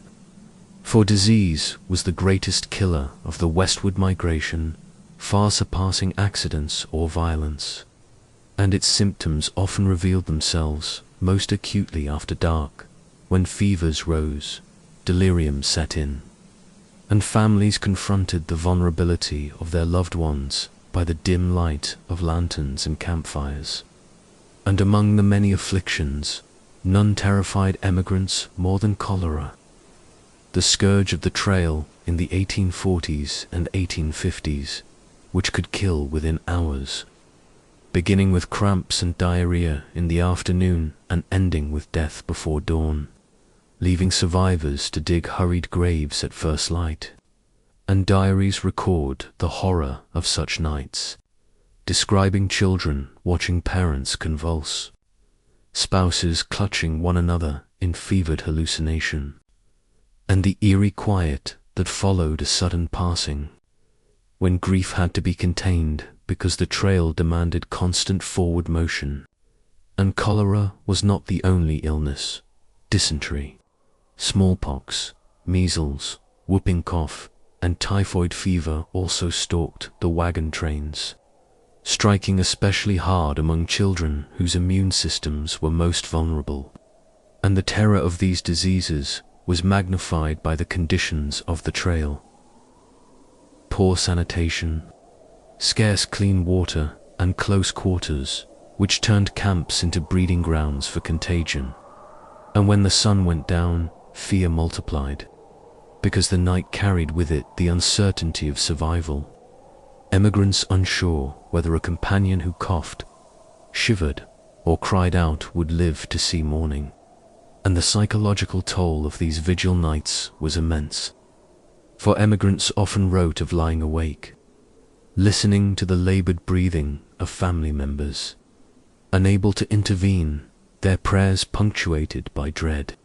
And in these moments, the line between illness and night terror blurred, for fevered minds produced hallucinations that terrified not only the sick, but also those around them, with diaries recounting delirious cries of voices unseen, visions of spirits, or violent thrashing that overturned lanterns and threatened to set wagons ablaze.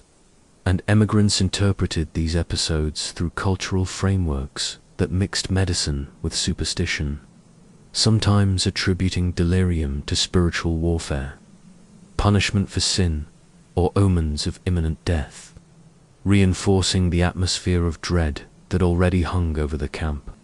And for those who had already endured loss, the night became almost unbearable, each cough echoing like a prophecy, each silence raising the fear that another had passed. And this fear lingered even when illness did not prove fatal, for the trauma of tending to the sick by firelight, of watching companions hallucinate or cry out for absent relatives, left scars that emigrants carried into later recollections, where they described the trail less as a road of miles than as a sequence of nights filled with sickness and grief. And beyond contagious disease, injury also turned nights into scenes of terror.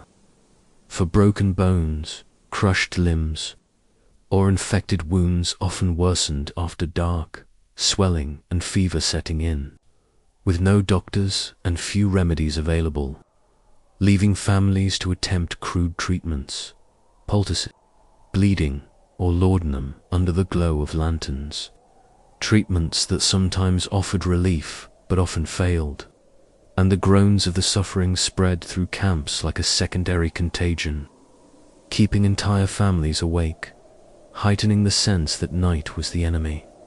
And in this atmosphere, children absorbed fear from the behavior of adults, writing later of how they grew up associating the night with deathbeds, with whispered prayers, and with the faces of siblings or parents fading in fever.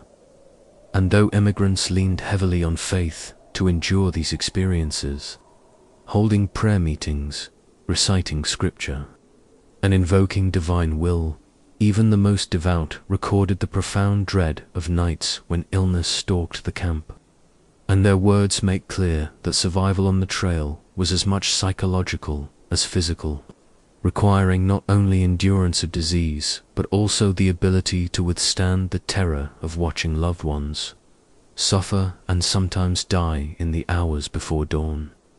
And so, the Oregon Trail, remembered in history as a road of progress and opportunity, was equally a corridor of night terrors, where sickness and fever turned camps into places of grief, where death struck swiftly, and where emigrants learned that the wilderness beyond the firelight was not their only adversary, for their own bodies could betray them, and the night was the stage upon which that betrayal was most painfully revealed. On the Oregon Trail, amid the endless rhythm of wheels grinding against dirt, oxen straining under yokes, and families measuring progress by rivers crossed or mountains glimpsed, emigrants carried not only provisions and tools, but also stories for when days ended and nights closed in. It was words that gave shape to fear, hope, and memory.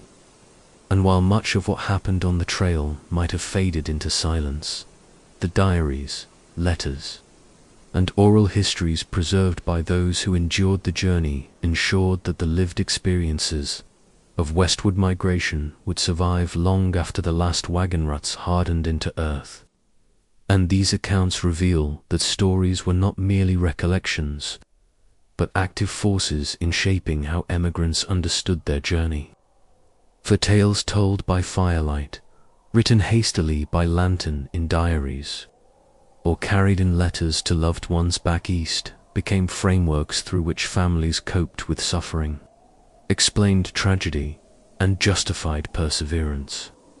And the themes of these stories were strikingly consistent: wolves howling at night as omens of death, children whispering of spirits beyond the firelight, parents invoking scripture to explain illness, emigrants describing rivers as treacherous enemies or mountains as tests sent by God, and always the graves, endless graves lining the road, each one given meaning through words that framed them as sacrifice, trial, or warning. And when historians read these accounts, the endurance of such motifs underscores how storytelling was itself a survival tool, providing emigrants with a means of turning random misfortune into narrative order, chaos into meaning, and grief into testimony. And diaries are filled with examples of this transformation, with travelers like Narcissa, Whitman, Catherine Sager, Pringle, and countless unnamed diarists shaping their hardships into narratives that emphasized faith, endurance, or moral lesson, while letters sent home framed the trail as both promise and peril.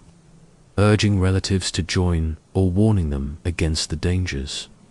And in this way, the stories that survived became part of the cultural memory of the West, shaping perceptions long after the trail ceased to function as a migration corridor. And these stories reveal not only what emigrants endured, but what they feared. For the repetition of wolves, spirits, silence, and illness in their accounts demonstrates how deeply psychological experiences defined the migration, often more than physical distances or landmarks. And even after arrival in Oregon or California, emigrants carried these narratives into community memory, retelling them to neighbors, weaving them into family lore, and publishing them in memoirs that reached wider audiences in the late 19th century, ensuring that the Oregon Trail would not be remembered only as a geographic path, but as a psychological frontier, one in which fear, folklore, and endurance became inseparable.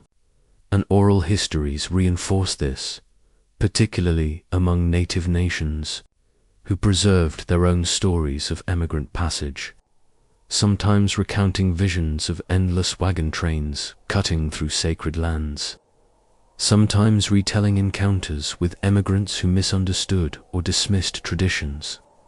And in these accounts, the wolf and coyote also appear, not as villains, but as beings with symbolic power, reminding listeners of the disruption caused by westward migration and the endurance of native cosmologies, even in the face of change. And so when we speak of the stories that survived, we are speaking of multiple traditions, layered and sometimes conflicting, but all testifying to the profound impact of the trail. And these stories endured because they were repeated, written, and believed, carried forward by families and communities as markers of identity. And in the process, they shaped the broader cultural imagination of the West, giving rise to folklore, literature, and eventually popular culture that depicted the Oregon Trail as both triumph and tragedy, a place of opportunity and of ghosts. And the persistence of these stories into the modern era in children's games, novels, documentaries, and public commemorations demonstrates how powerfully they resonate. For they were not simply accounts of travel, but testimonies of what it meant to confront the unknown, to endure hardship, and to explain loss. And it is this act of explanation that defines their survival. For, in transforming experience into story, emigrants ensured that the Oregon Trail would be remembered not merely as a road of migration, but as a theater of human imagination, where wolves, silence, and sickness became symbols, where every grave was a sermon, and where words carved permanence out of suffering, giving voice to generations who might otherwise have been forgotten in the dust of the trail. For emigrants traveling the Oregon Trail, the howl of the wolf was a symbol of dread, an omen whispered in the dark. But the ecological reality of wolves in the mid-19th century was both more complex and more significant than emigrants' fearful imaginations revealed. For the West in this period supported some of the largest and most stable wolf populations in North America, particularly the gray wolf, Canis lupus, which roamed in vast numbers across the Great Plains, the Rocky Mountain foothills, and the forests of the Pacific Northwest. And these wolves were apex predators whose lives shaped ecosystems long before the first wagons cut ruts into the soil, preying on bison, elk, deer, antelope, and smaller mammals, and functioning as scavengers in the immense cycles of prairie life. Yet their presence was interpreted by emigrants almost entirely through fear, so that while diaries describe wolves as ever-present companions on the trail, circling camps, howling through the night, and digging into graves, the reality was that wolves rarely posed direct threat to human life. For historical records and ecological studies confirm that wolf attacks on humans were exceedingly rare, with no documented cases of emigrants on the Oregon Trail being killed by wolves. And yet emigrants consistently perceived wolves as predators waiting to strike, their imaginations transforming scavenging behavior into menace. For wolves were indeed drawn to wagon trains, but primarily to the refuse and death they left behind, the carcasses of oxen and horses that perished from exhaustion, the scraps of food discarded in haste, the shallow graves of those who succumbed to cholera or dysentery.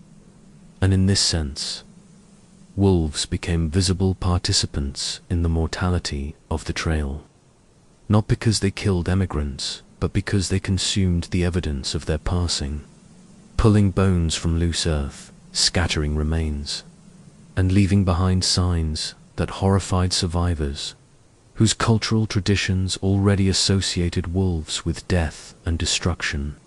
And this association deepened emigrant hostility, leading to routine efforts to kill wolves by rifle, trap, or poison, with strychnine-laced meat commonly used to reduce their numbers along heavily traveled corridors. And though these measures killed thousands, wolves proved resilient, maintaining their presence in spite of persecution, for the very structure of the trail benefited them, creating a corridor of carrion and waste that sustained their populations. And this paradox, emigrants both fearing and feeding wolves, reveals the deep interconnection between human migration and animal survival. And yet emigrants rarely saw this, focusing instead on the perception of wolves as relentless enemies, while the ecological truth was that wolves were behaving as they had for millennia, adapting opportunistically to new conditions, and their actual role in the landscape was far more beneficial than emigrants realized. For by consuming carrion, wolves reduced the spread of disease among wild herds, and by hunting weakened animals, they maintained the health of bison and deer populations, ensuring balance in ecosystems that might otherwise have collapsed. And native nations understood this balance, respecting wolves as both hunters and cleaners of the land. But emigrants carried forward a European legacy of extermination, and by the time permanent settlement followed the trail, wolves became targets of systematic eradication campaigns, hunted, trapped, poisoned, and bountied until by the early 20th century they had been nearly extirpated from most of the West, their ecological role erased even as their image endured in folklore as the haunting presence of the trail. And today, when historians and biologists examine records of the Oregon Trail, the persistence of wolf imagery in emigrant diaries is one of the strongest reminders of how perception diverges from reality. For emigrants remembered nights filled with howls as if surrounded by menace, when in fact they were witnesses to an ancient ecological rhythm of communication, territoriality, and survival. And the fear they recorded tells us less about the behavior of wolves than about the psychology of people confronting wilderness, projecting inner anxieties onto external sounds. And in this sense, the real wolves of the West were not the supernatural predators of emigrant imagination, but the actual, living animals whose presence shaped both ecosystems and cultural memory, creatures whose survival was tied to the very suffering of the trail, scavengers of emigrant loss and symbols of emigrant fear.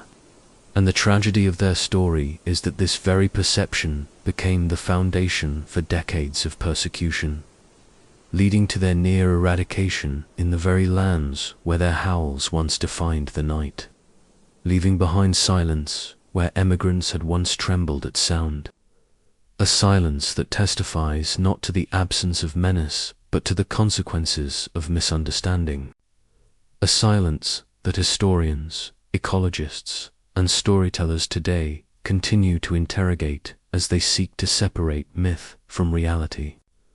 fear from fact, imagination from ecology, and to restore the wolves, place not only in the physical landscape of the West, but also in the narrative of a nation that once feared them and now struggles to understand what was lost when their howls faded from the horizon. The Oregon Trail was more than a geographic corridor stretching from the Missouri River to the valleys of Oregon. It was a mirror that reflected back to emigrants the deepest layers of their own fears, ambitions, and endurance. And when families stepped into the wilderness with wagons laden with flour, bacon, tools, and keepsakes, they also carried with them mental frameworks shaped by religion, folklore, and cultural memory. And these frameworks determined how they experienced each mile, each river crossing, and each night by the fire, so that the trail became as much a psychological frontier as it was a physical one. And diaries reveal this dual reality again and again. For emigrants who confronted the same landscape often recorded vastly different impressions, some describing terror at wolves howling in the dark, others awe at the grandeur of the prairie sky, some interpreting silence as an omen of death, others as a sign of divine presence. And these contrasts show that the trail did not impose a single meaning, but instead magnified the inner state of each traveler, serving as a vast mirror where fear reflected fear, faith reflected faith, and despair reflected despair. And this explains why the same challenges, storms, disease, hunger, or loneliness could lead one emigrant to collapse and another to endure. For the physical obstacles were constant, but the psychological responses varied, and these responses were rooted in deeper cultural and personal histories. For emigrants carried with them biblical stories of wilderness as testing ground, European folk tales of forests filled with monsters, and frontier narratives of danger and survival, and the trail activated all these traditions, giving emigrants a framework for interpreting the unknown, whether as trial ordained by God, as curse of the wilderness, or as proof of their own resilience. And in this way, the trail exposed not only the external landscape, but the internal one, forcing emigrants to confront mortality, loneliness, and uncertainty in ways few had before. And this confrontation often produced writings that reveal remarkable psychological depth, with diarists confessing fears of death, doubts of faith, or despair at endless horizons, and others recording moments of transcendence, when the vastness of the plains or the brilliance of the Milky Way brought them closer to God or to a sense of cosmic belonging. And this oscillation between terror and awe is the essence of the trail as psychological mirror. For emigrants were stripped of familiar comforts, neighbors, churches, towns, and left exposed to an environment that amplified whatever lay within, so that those inclined to fear found constant dread, those inclined to faith found constant testing, and those inclined to wonder found constant marvel. And this dynamic extended to communities as well as individuals. For wagon trains functioned as collective mirrors, reflecting and amplifying the emotions of their members, with rumors spreading fear, prayers spreading hope, and songs spreading comfort, showing how psychology moved not only within individuals but across groups, shaping the entire experience of migration. And the significance of this psychological dimension is evident in how emigrants remembered the trail. For in their later recollections, they emphasized not only physical hardships, but emotional states. The fear of hearing wolves, the grief of burying children, the joy of seeing mountains at last, the loneliness of endless prairie, the comfort of firelight. And these memories became the foundation of cultural narratives that defined the Oregon Trail as more than a road, as a crucible of the mind, and historians today recognize that this psychological reality was central to the trail's legacy, for it explains why emigrants so often interpreted ordinary natural phenomena as extraordinary wolves as omens, silence as threat, storms as divine punishment, and why the trail left such deep imprints on memory, shaping American identity long after the last wagon passed. And in this sense, the Oregon Trail reveals a truth as enduring as its ruts carved into earth, that history is not only the record of where people traveled, but of how they understood themselves in the act of traveling, how the landscape became a mirror of their inner world, reflecting fears, faith, grief, and endurance back at them with relentless clarity. And it is this mirror that continues to fascinate us, reminding us that the story of the trail is not just about the movement of thousands westward, but about the confrontation of the human mind with uncertainty, and the enduring question of how people interpret the unknown when stripped of everything but survival, memory, and the stories they tell. The Oregon Trail was not only a road of migration, but a forge of stories. And in the long march from Missouri to Oregon, the fears that emigrants carried of wolves, of silence, of illness, of death did not vanish when wagons reached their destinations. They transformed, crystallizing into folklore that endured long after the trail itself ceased to function. And this transformation reveals one of the deepest truths of human history, that what begins as terror becomes tradition, that the cries heard in the night become tales told by the fire, and that fear, once survived, becomes narrative. And the emigrants themselves were the first to shape this process, for diaries, letters, and oral accounts record how experiences on the trail were retold and reinterpreted even before journeys ended, with families sharing stories of ghostly lights along the Platte, of wolves as omens of death, of eerie silences that foretold tragedy. And these tales spread from wagon to wagon, binding communities together through shared language of danger and endurance. And when survivors settled in Oregon, California, or elsewhere, they carried these narratives into new communities, where they were retold not only as memory but as cautionary lore for children, neighbors, and future generations. And in this way, wolves became not just animals of the prairie but figures of myth, their howls remembered less as biological cause and more as haunting voices of the trail, while cholera was remembered not only as disease but as punishment or divine trial, and the graves along the route became markers of both history and legend, with stories of restless spirits, unquiet dead, or haunted valleys circulating widely. And historians note how this blending of experience and imagination gave rise to a distinctive frontier folklore, one that combined European traditions of ghosts and omens with the raw experiences of westward migration, and sometimes with fragments of native traditions misunderstood or adapted by emigrants, creating hybrid tales that spread through communities. And this process is visible in later recollections, where emigrants remembered events in ways that blurred fact and superstition, describing wolves that seemed to predict death, storms that arrive after strange silences, or dreams that foretold tragedy, narratives that reveal how memory and folklore fused. And these stories endured because they served multiple purposes. They explained the unexplainable. They gave moral meaning to suffering. They entertained around fires. And they preserved the collective memory of a journey that defined a generation.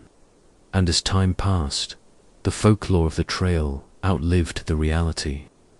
For by the 1870s and 1880s, the Transcontinental Railroad had replaced the wagon road, and yet tales of wolves, spirits, and graves persisted, carried into regional histories, newspapers, novels, and eventually popular culture, so that the Oregon Trail became remembered less as a logistical route and more as a haunted corridor of courage and tragedy. And even today, when historians retrace its ruts, they find that local traditions often frame particular landmarks: Chimney Rock, Independence Rock, Devil's Gate, not only as geographic waypoints, but as sites of legend, places said to echo with ghostly cries, to harbor spirits of the dead, or to embody supernatural power. And in this endurance of folklore, we see how emigrant fear achieved permanence, shaping cultural memory more strongly than fact. And this is not unique to the Oregon Trail, for all migrations leave behind folklore.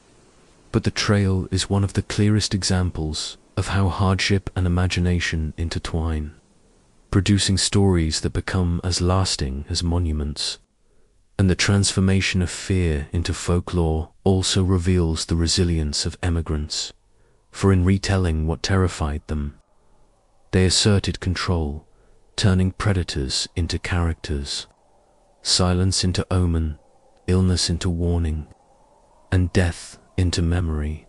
And through this transformation, they gave meaning to suffering and ensured that their experiences would not be lost. And so the Oregon Trail, in addition to being a corridor of geography and demography, became a corridor of folklore, a living archive of stories born of dread but carried forward as identity. And this folklore remains with us still, embedded in the way Americans remember the frontier, not only as a place of opportunity, but as a realm of mystery, haunted by wolves and ghosts, and shaped by the voices of those who endured the nights of the trail and transformed their fear into narrative that still echoes today. When the last wagon ruts faded into grass and the transcontinental railroad rendered the old migration roads obsolete, the Oregon Trail lived on, not only in the geography of the West, but in the shadows it cast upon memory. For the emigrants who had crossed it never forgot the nights spent in firelight, listening to wolves cry at the horizon, burying their dead in shallow graves, whispering stories to calm children, and confronting fears that were as vast as the land itself. And those memories, passed down in diaries, letters, and oral tradition, shaped the way generations understood not only the journey but the meaning of the American frontier. For the trail was more than a passage westward. It was a crucible in which human beings tested themselves against both external danger and internal dread. And its legacy was as much psychological as physical, because for every emigrant who reached Oregon, hundreds of nights had been endured in uncertainty, and those nights left imprints that could not be erased. And when we look back upon the Oregon Trail today, we see not only the statistics of migration, the hundreds of thousands who traveled, the tens of thousands who died, but also the emotional and cultural weight of what it meant to live in a corridor of fear, hope, and survival. And the trail becomes clearer as a mirror of the human condition, revealing how people respond when stripped of certainty, when confronted with wilderness, when forced to find meaning in the face of loss. And the emigrants' answers were complex, sometimes rooted in faith, sometimes in folklore, sometimes in sheer endurance, but always in the act of carrying forward, 1 mile after another, into the unknown. And the shadows of the firelight, which once seemed to hide predators or spirits, became over time symbols of resilience, the darkness against which emigrants defined themselves. And the stories told within those circles of wagons became the foundations of cultural memory, ensuring that the trail endured not as a forgotten road, but as a central chapter in the story of a nation. And even now, in the 21st century, The traces of the Oregon Trail remain visible in ruts carved into stone, in markers placed beside graves, in place names scattered across the West, and in the folklore that continues to frame the journey as both triumph and tragedy. And when we listen to those echoes, we hear not only the creak of wheels or the cry of animals, but the voices of emigrants themselves, preserved in the shadows of firelight, reminding us that the frontier was never only about land or resources, but about the confrontation with fear, the endurance of hardship, and the transformation of memory into story. And so, the Oregon Trail endures in history as a corridor of migration, but also as a corridor of meaning. A place where wolves, silence, illness, and fire became symbols, where the night revealed the fragility and strength of the human mind, and where every shadow cast by firelight was both a source of terror and a reminder of survival. And in this duality lies the enduring legacy of the trail, for its history is not only written in graves and ruts, but in the psychological landscapes it carved into those who walked it, and in the stories they left behind, stories that remind us that the frontier was never conquered so much as endured, and that the shadows of the firelight, the fears and the hopes of the emigrants remain with us still, illuminating the past as they once held back the night.